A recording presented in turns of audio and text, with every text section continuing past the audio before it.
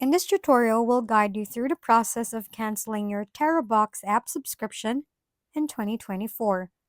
Whether you are looking to save money or simply no longer need the service, canceling your subscription is straightforward and can be done directly from your phone. Follow along for clear, step-by-step instructions. First, locate the App Store on your device. From here, tap on your profile at the top right corner of the screen. On the options, click on Subscriptions. You can see here your active and inactive subscriptions. Let's say, for example, you have subscriptions mode on Terabox. You can see here at the active section over here.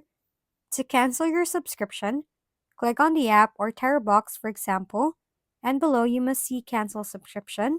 Click on that, and there you have it. Remember to check for confirmation of your cancellation to ensure that you are no longer billed.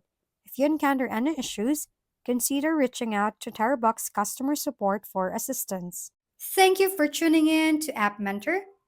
If this video is helpful, please don't forget to like, hit the subscribe button, and leave a comment for any suggestions.